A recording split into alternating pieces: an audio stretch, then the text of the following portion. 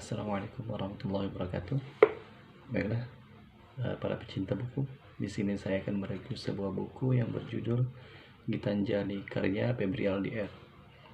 Ini adalah sebuah novel perjalanan mencari jati diri. Novel ini tebalnya 300 halaman. Tokoh utama dalam buku ini adalah Ed, seorang mahasiswa yang belum selesai S1 karena sibuk bekerja sebagai koki di salah satu restoran di kota Bandung. Ina ini adalah seorang dosen yang mengajar di salah satu universitas ternama di kota Bandung dan sekarang menjalani program S3. Pertemuan mereka pun bisa dikatakan tidak sengaja karena Ina diajak temannya menemaninya beli alat gunung di sebuah toko, dan kebetulan di situ tengah diadakan talk show oleh pendaki senior. Disinilah mulai pendekatan mereka. Singkat cerita, Ed dan Ina menjalin hubungan hingga pada suatu ketika terjadi permasalahan antara keduanya hingga mereka tidak saling kontak. Hubungan mereka jadi rumit. Sebuah peristiwa terjadi yang membuat Ed frustasi dan hilang arah. Kompor yang dia gunakan di restoran itu meledak dan melukai beberapa orang, termasuk Ed sendiri.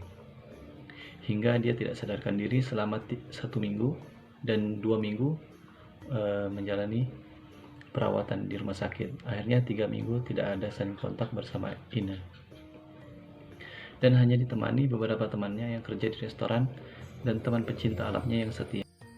Selama di rumah sakit, Ed selalu menanti kabar dari Ina, namun dia tidak berani untuk mengontak atau memberi kabar. Seperti tertimpa tangga pula. Beginilah nasib Ed. Sudah kena musibah, malah dikeluarkan dari restoran tempat dia bekerja dengan berbagai macam alasan yang disampaikan pihak restoran, meski diberikan pesangon yang cukup besar. Alasannya karena Ed sudah tidak bisa bekerja semaksimal mungkin. Dan setelah keluar dari rumah sakit, ditemani temannya Adis dan Kidung. Adis dan Kidung ini temannya yang di restoran ya. Dan ada lagi temannya yang bernama Diki, salah satu teman setianya. Ed menyampaikan gimana frustasinya dengan menimpanya bertubi-tubi dan memutuskan untuk melakukan perjalanan jauh. Tujuannya sih sebagai pengobat rasa luka dan pedihnya. Dan atas saran maka Ed memilih untuk melakukan Seven Summit Indonesia, pendakian 7 gunung tertinggi di Indonesia.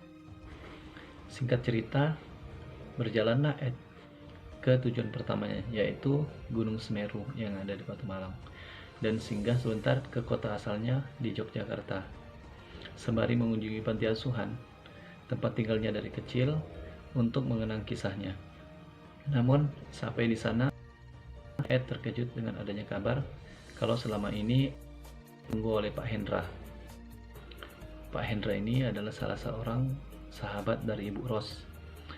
Rupanya Pak Hendra ini mendapatkan wasiat sendiri dari Ibu Ros. Kebetulan Pak Hendra ini punya anak gadis yang bernama Putri, yang anggun, sangat berbeda dengan Ina, tipenya yang sangat tomboy. Akhirnya berkenalanlah mereka antara Putri dan Ed. Keduanya ini menyimpan rasa, meskipun Ed hanya berasuhan sekitar 2 malam. Namun, sebelum dia berangkat pergi ke Malang melanjutkan perjalanannya untuk ke Semeru, karena mantan Putri ini adalah seorang geng motor, dia melihat Putri dan Ed berjalan, dia cemburu. Akhirnya terjadilah pemukulan kepada Ed. Karena Ed tidak ingin berpikir lama, akhirnya dia mengambil keputusan untuk berangkat ke Semeru, ke Kota Malang pada pagi-pagi hari, dan hanya menitipkan pesan oleh penjual nasi yang berada di depan panti asuhan untuk disampaikan kepada Putri bahwa dia sudah berangkat. Setibanya Ed di Kota Malang dengan menggunakan kereta api dan bertemu temannya yang menjaga posko di Ranupane. Temannya bernama Cherry. Saat di Ranupane, mereka bertemu 2 orang pendaki perempuan. Yang pertama namanya Ayu dan yang kedua namanya Nina. Setelah beberapa lama mereka berbicara, akhirnya kedua perempuan ini suka pada Ed. Namun Nina lah yang lebih dekat dengan Ed karena dia ingin ikut Seven Summit Indonesia bersama Ed. Setelah turun dari Semeru, dia menuju ke Rinjani. Ternyata sebetulnya kan Ed ini dia nggak ingin membawa Nina ikut serta mendaki ke Rinjani. Namun tiba-tiba di perjalanan waktu di angkot, Nina muncul di situ dan akhirnya dia tetap ingin ikut bersama Ed. Selanjutnya berangkatlah mereka berdua ke Lombok, Nusa Tenggara Barat. Sebenarnya Ed berat untuk membawa Nina ikut ke Rinjani karena banyak hal yang dipertimbangkan. Tapi apa boleh buat, semua jadi. Mendakilah mereka berdua ke Rinjani dan dipandu oleh teman Ed yang bernama Fuad yang menjaga di posko Pelawangan Senaru. Saat berjalan, Nina merasa sangat senang sekali dan seperti biasanya, namun di tengah perjalanan ini Nina tiba-tiba mungkin merasa capek karena perjalanan cukup panjang dan jauh. Melihat kondisi Nina seperti ini, akhirnya Ed memutuskan untuk tidak turun di Segara Anak dan mereka mendirikan tenda di situ.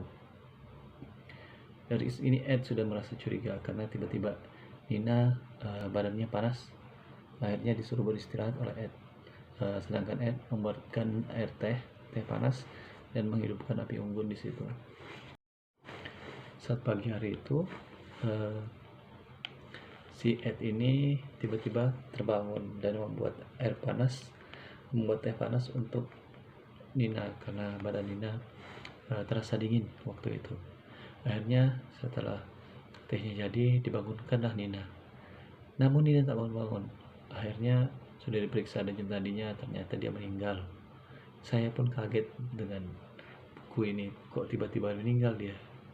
Rupanya selidik Nina punya riwayat penyakit jantung dan ternyata dia di situ kena serangan jantung mendadak. Ed pun di sini bingung karena dia cuma berdua di situ. Akhirnya dia mencari untuk turun ke bawah di Segara Anak. Ada beberapa tenda-tenda yang sana, cuman karena lumayan jauh, akhirnya inisiatif Ed untuk tinggal di situ menunggu beberapa pendaki karena dia sudah yakin bahwa Fuad dan pendaki-pendaki yang lain akan naik karena memang kemarin sebelum mereka berangkat Fuad memberitahu bahwa dia ingin naik beberapa hari akan datang. Akhirnya datanglah 5 orang pendaki dan salah satu di antara mereka adalah seorang dokter. Maka dokter inilah yang memeriksa apakah Nina ini benar-benar meninggal atau enggak. Ternyata benar, Nina ini meninggal dunia.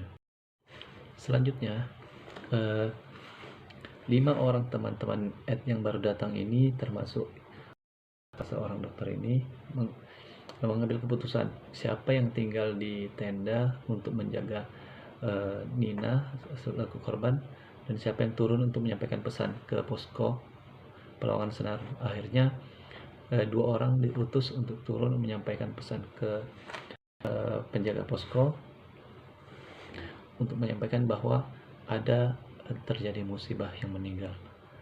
Maka beberapa lamanya akhirnya si Fuad ini naik karena dia sebagai anggota tim SAR dan termasuk juga penjaga posko di Pelawangan Senaru.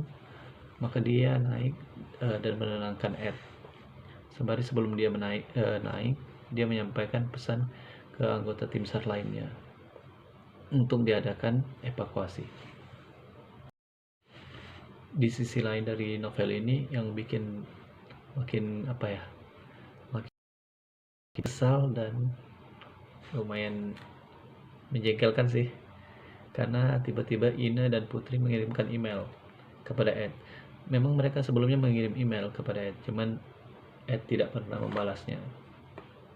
Dan di sini Ina telah mendapat kabar karena dari beberapa wartawan yang meliputi adanya peristiwa Gunung Rinjani, dan di situ bahwa yang berada di tenda itu adalah Ed dan seorang mahasiswi dari Kota Malang. Ina terkejut mendengar kabar berita tersebut dan dia menganggap Ed tidak membalas pesannya karena dia sedang mendaki dengan gadis cantik yang bernama Nina yang berasal dari Kota Malang tersebut. Akhirnya Ina memutuskan untuk berhenti menanti Ed untuk kembali memperbaiki hubungan mereka. Email terakhir Ina pun dikirim kepada Ed, dan keputusannya bahwa Ina sudah sangat kecewa kepada Ed. Sebelumnya mereka ingin kembali, cuman karena Ed pun terlalu pendiam kali. Akhirnya Ina mengambil keputusan untuk mengakhiri hubungan mereka. Ed yang merasa bingung dengan kejadian yang menimpanya akhirnya menghentikan perjalanannya menuju Seven Summit Indonesia.